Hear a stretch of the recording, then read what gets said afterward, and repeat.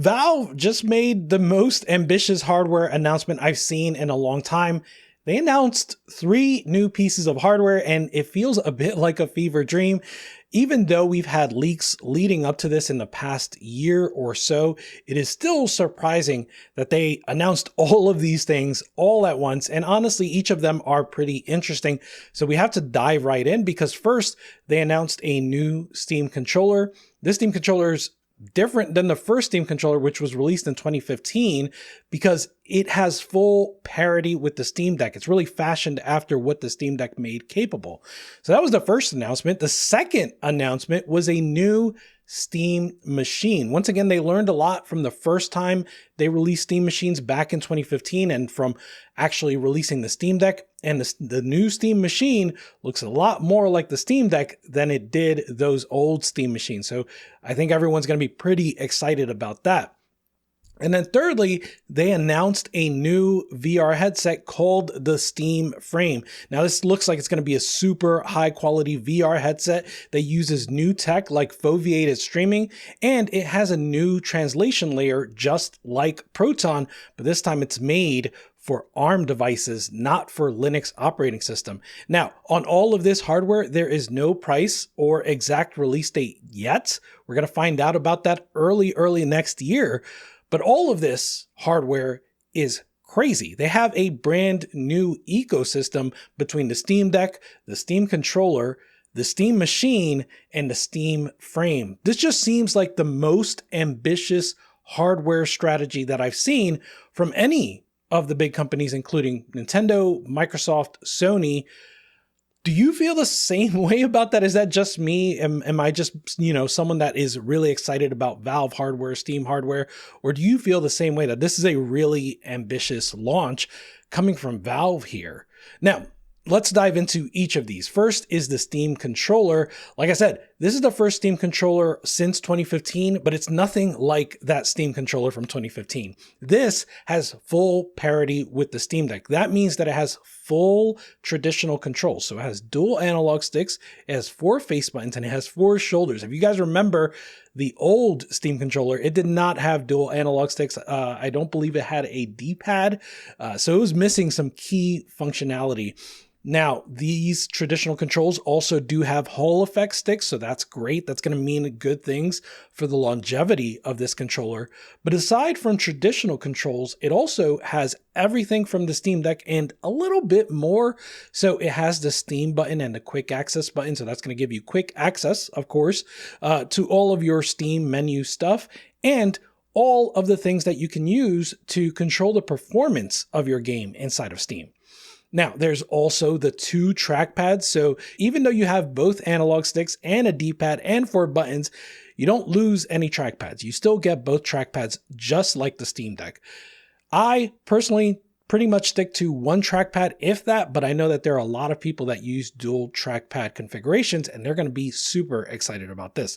Now, one thing I do use is all of the grip buttons or all of the back buttons on the Steam Deck. So I'm very excited that the new Steam controller has all 4 grip buttons. A lot of times when I see new controllers that come out, like the 8BitDo, it usually has 2 grip buttons, 2 buttons on the back. And so I'm missing that functionality from the Steam Deck. Even the ROG Ally and the Xbox ROG Ally X, those have 2 back buttons. And so it's nice to have 4 back buttons because often I will map those to the ABXY face buttons, especially for shooters. So I'm someone that's going to be really excited about those 4 grip buttons. Next is capacitive sticks. So the sticks on the Steam controller are going to be capacitive. Now, what that means is that the game or Steam is going to be able to tell when you're actually having your thumbs on those analog sticks. You can use that for gyro, but Valve has a new gyro functionality with this Steam controller. They're calling it GripSense. So this is a new input for Steam controller, and it allows you to enable and disable gyro aiming just by holding or releasing the grips of the Steam controller. I think that's pretty neat, and I will probably like that even better than using the capacitive sticks. That's what I was using on the Steam Deck, where I would enable gyro aiming by putting my thumbs on the sticks. But now you'll be able to hold the grips or release the grips presumably with a lighter grip, so that you can enable and disable gyro aiming. So that seems like it's going to be pretty intuitive, at least for someone like me who has been playing with gyro aiming for years now. By the way, you can also map that to any other button. So if you wanted to do a hold for a reload, or you wanted to do a hold for a sprint, you can do that too with this grip sense. Now, there are a few things potentially missing, you could say, from the Steam controller. The original Steam controller did have dual stage triggers, just like a GameCube controller. And personally, I did want to see that in a new Steam controller, but I'm not surprised that it didn't make it. We all know that the Steam Deck doesn't have those dual stage triggers, so maybe it's just something that Valve wasn't terribly interested in. The other thing I would like to see, and I don't know whether or not this is going to be a thing, is I would like a quick toggle in case I want to connect my Steam controller to multiple machines. So I may connect it to the Steam Deck, to the Steam machine, to the Steam frame, and I would like to have a quick way to say I want to go to another paired machine instead of trying to repair every time. So they didn't announce anything with regard to that, but hopefully that's something that we'll see with this new Steam controller. What they did announce, though, was a magnetic puck that comes with the Steam controller. This is a wireless transmitter. It provides a fast, stable connection for the Steam controller itself, but it's also a charging station. So you can connect the controller to it magnetically. It has that satisfying click and everything. And so you can leave it there when you want to charge the controller. So it's just a nice convenience, right? Of course, you can still connect with Bluetooth and USB, but yeah, I think that's pretty awesome. Personally, this is the thing I'm probably most excited about. Even when we just think about being cost effective, right? Like, you're going to get a lot of bang for your buck to just spend probably $65, I'm guessing, for this controller and be able to use it on your Steam Deck, be able to use it on your PC. So it's just something that's going to come in handy because this is the first controller that has parity with the Steam Deck. And in fact, I would go as far as to say this is probably going to be the definitive controller for Steam gaming, at least for me. The second announcement is a Steam machine. So the Steam machine is a PC, just like the Steam Deck. It runs SteamOS 3, and it's going to come in two different models. So you can either get the 512 gigabyte model, or you can get the 2 terabyte model. Presumably, you'll be able to easily replace the drive, whichever one you get.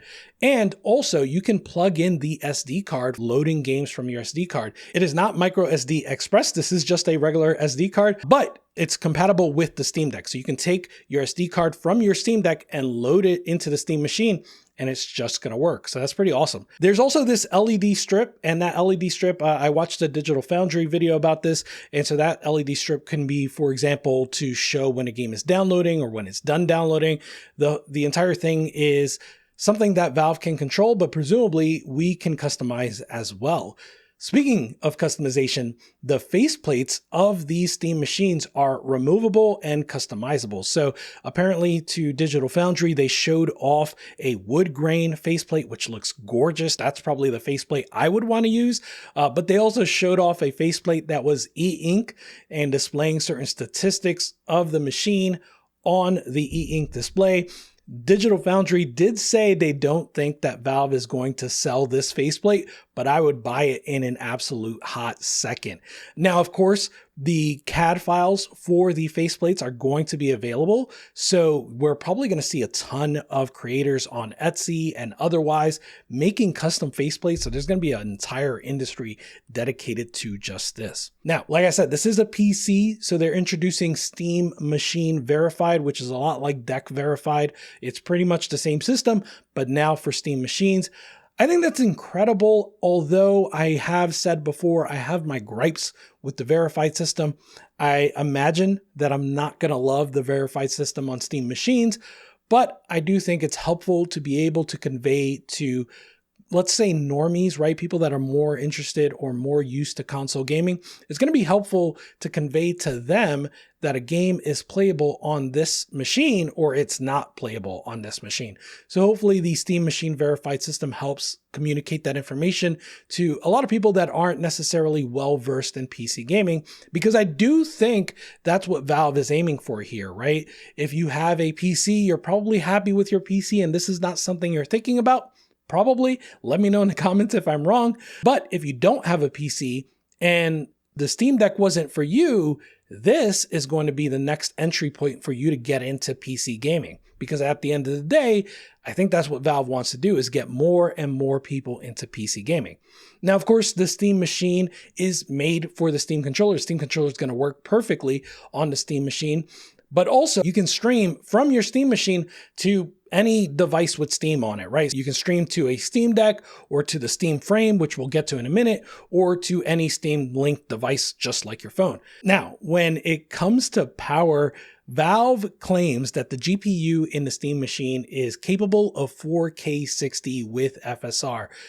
It's important to note that Digital Foundry does think FSR 4 will likely be available by the time this is released on SteamOS. And to be clear, FSR 4 is possible with or without Valve, but right now it would be up to users to figure out how they're going to enable that using the different workarounds. So hopefully Valve does implement it officially so that it's easily available for anyone that wants to use it. So going back to performance itself, this is something that is potentially going to be competitive with the PlayStation 5 and Xbox Series X in terms of performance, in terms of price, and in terms of a power profile, like how much power it's drawing. It looks like everything we're seeing right now tells us that it's going to be competitive with those base systems for current generation. Again, the PS5 and the Xbox Series X. That said, Digital Foundry does seem concerned about the lack of VRAM. It's 8 gigabytes VRAM, especially for modern games. And to be honest, the key for whether or not this is something that people want to pick up may just be price, right? It doesn't look like this device is going to be a mega powerhouse, especially for people that already own PCs, but it's something that at the right price, people will be interested to pick up so that they can finally have a PC sitting at their TV and it's something that's convenient. All right, and that brings us to the last announcement. It is a big one, the Steam Frame. Now, to be clear, the Steam Frame is a VR headset, but also it is a PC, and Valve is trying to make that extremely clear. It is a PC, and it's running the new SteamOS for ARM. This is the first time that we're seeing Valve attempt to make the entire Steam library playable on ARM devices. Of course, we'll get to it later. They did have to write a new translation layer to do this, and x86 to ARM translation is still not that great, but like I said, we'll get into that later. Also, as an aside, Bazzite is working on Bazzite for ARM, so it's going to be interesting to see, even if Valve doesn't make SteamOS for ARM available on ARM devices that are not the Steam Frame, Bazzite may be the operating system you want to use if you want to install a SteamOS-like operating system, but on an ARM device that is not the Steam Frame, right? In any case, the Steam Frame is a VR headset, but it's not just meant for VR gaming, right? Valve is trying to make it clear that the Steam Frame is also meant for your entire Steam library. One of the things we're going to see in the next few weeks to the next couple months is Valve pushing the concept of a virtual living room. So the VR headset is going to allow you to plop yourself into a virtual living room and play your traditional games on a virtual big screen. The goal there is that Valve wants you to play not just virtual reality games on the Steam Frame, they want you to play your entire Steam library on the Steam Frame. So now getting back to what I was saying about how you're going to play those games, one of those things is a new translation layer, FX, that they're using to translate Windows x86 games to SteamOS for ARM. Now, this translation layer, unlike Proton, is not one for one, right? I had made this whole chart going into different translation layers for different source systems and target systems. Nobody wants to see that. But the point is, although that translation layer exists, and although there will be games playable on that natively, it's not going to be the solution, especially for really demanding games. Now, for that, Valve is going to be expecting you to stream, and in order to enable high quality streaming, they've done two things. One, there's a new adapter that's going to enable a really nice high throughput connection between your PC that you're streaming from and the Steam Frame that you're streaming to. The other thing that they're doing is there's new tech called foveated streaming that's going to place all of the encoding resources on the area that you're looking at and take encoding resources away from the areas that you're not looking at. This is brand new tech. I'm pretty impressed that they went this far. It's a really ambitious thing to do, but we'll see how it actually looks in practice. Now, of course, there's a split controller for VR gaming, but the Steam controller is going to be great for non-VR gaming. Just like Steam Machine, just like Steam Deck, there is a Steam Frame verified system for those standalone games that are going to run natively on the Steam Frame. And aside from that, there are going to be a lot of Android applications that are specifically for VR that are going to run on the Steam frame, and they're going to do so via Wavedroid, which is another sort of translation layer. In any case, I am not a VR channel, but this headset in particular is really interesting for me as someone that just has a large Steam library and is always looking for a platform to play the Steam library on. I don't know if I buy into the whole virtual living room thing, but I will definitely want to be trying the Steam frame. So yeah, those are the 3 announcements made today for Steam hardware. Like I said, it feels like a fever dream. There's a new headset, there's a new set-top box, there's a new Steam controller, and each of these things are interesting on their own, but clearly Valve is also presenting these all at the same time as a way to make PC gaming more accessible regardless of what sort of platform you want to play on. If you want to play on a handheld, you have the Steam Deck. If you want to play on a TV, you have the Steam Machine. If you want to play on a headset, you have the Steam Frame. But either way, you can play your Steam library on the platform that you want to play on. Of course, the big question for all of this is how much will it be and when will it release? Price is going to be a big deal. To be honest, I don't know if all of these things are going to be a success, but I do know that this is a really ambitious launch, something that I just not really seen from other big companies in a long time. Again, let me know if I'm alone on that or you agree this is a really ambitious project. Let me know what you think you'll be picking up and whether or not you're excited for any of these announcements. All right, that's all I got. Hope you're having a wonderful week. Deck Gang out. Goodbye.